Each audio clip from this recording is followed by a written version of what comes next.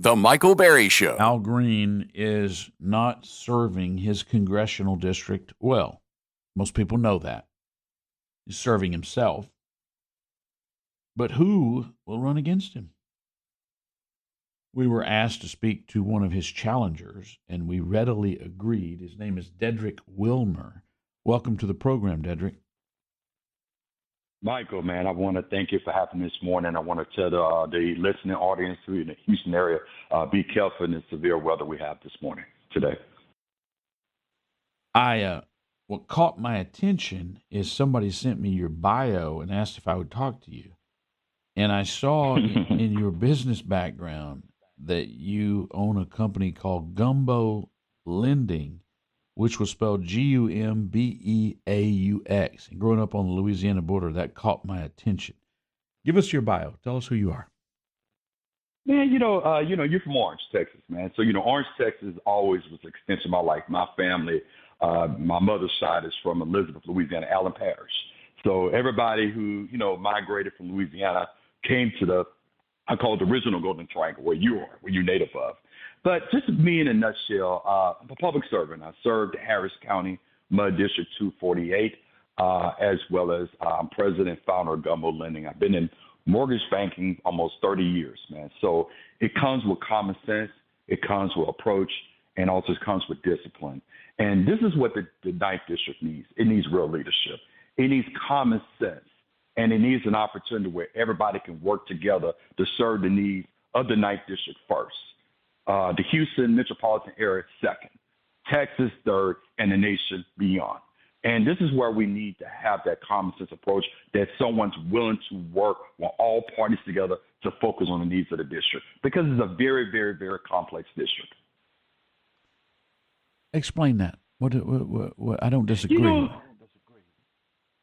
Michael, as you served the city council back in the early 2000s, which I admire you, man. You was ahead of your time. And one thing about this district, it encompassed southern part of Harris County, from 59, from Beach Nut down to Bissonnette, all the way down to Stafford, and to do a slingshot all the way to 45 at Telephone Road, okay?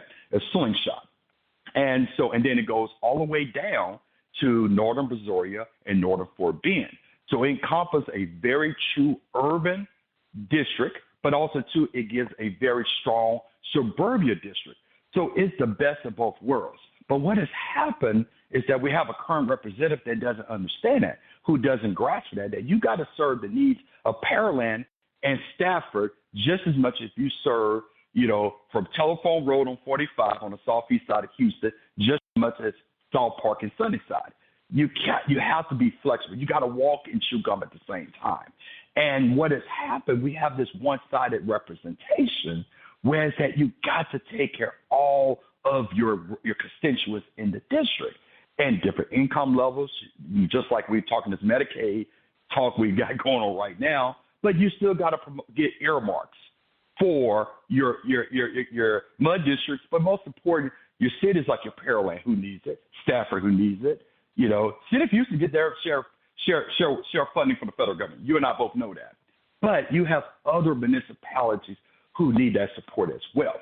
And this is what we don't have when you have a current representative, Michael, who don't have relationships with his counterparts in Congress, but most important, with the White House. And I'm talking about both White House. I'm not talking about a Trump White House. I'm talking about a Biden and Obama White House, previously, but also to build relationships with the various government agencies.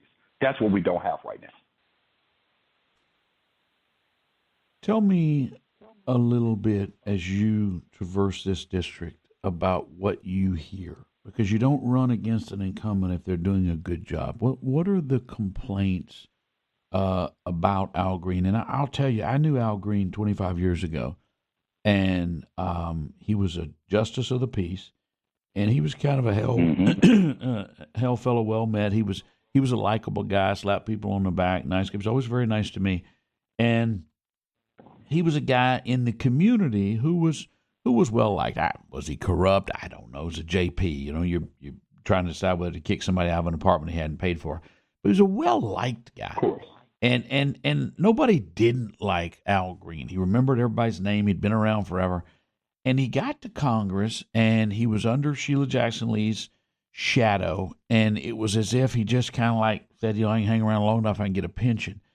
And once Sheila passed, it's like all of this pent up Jasmine Crockett wannabe behavior, he has changed. And I don't talk to anybody in the district, black, white, Hispanic, young, old, who is happy with what he's done. People view him sort of as foolish and inept, and it's kind of a sad way to end a career. But anyway, what do you hear? What's the word on the street? I hear the same sentiment, and it goes back to, again, Sheila Jackson Lee, and Lord bless her soul, and she was a great statesman, and she carried the Houston delegation. She was the fundraiser. That was her assignment. But Al kind of, was the, kind of like the backup singer that no one knows. And so once I filed the candidacy back in with the FEC paperwork back the last week of February, that's when you start seeing Al Green hosting his weekly press conferences, and then of course you saw the reaction what he did, displayed his actions back on the joint session of Congress. So, like you said, that Jasmine Crockett mindset just embedded into him is that, hey, I have a formidable candidate, someone who's going to challenge him, someone who's young, someone who's experienced, and someone who has common sense and knows what he's talking about and knows what he's doing. But Al, let me give you a tidbit. I don't know if you know this, Michael. In the last 20 years since he's been in office, almost 10 election cycles, there's only 3 pieces of legislation that he had passed through Congress. One of them was an amendment to a current legislation, and that was back in 2015, and the other 2 were names on buildings. That's his body of work, Michael, So his body of work is really, I was in the shadow, like you said, I'm here to get a pension, but I'm not doing the work. But the folks in Stafford, the folks in Salt Park, Sunnyside, the folks in other areas want somebody to make it happen for their. His name is Deddrick Wilmer, Deadrick Wilmer. You can find him online, wilmerfortexas.com. Giving information is not snitching. The Michael Berry Show.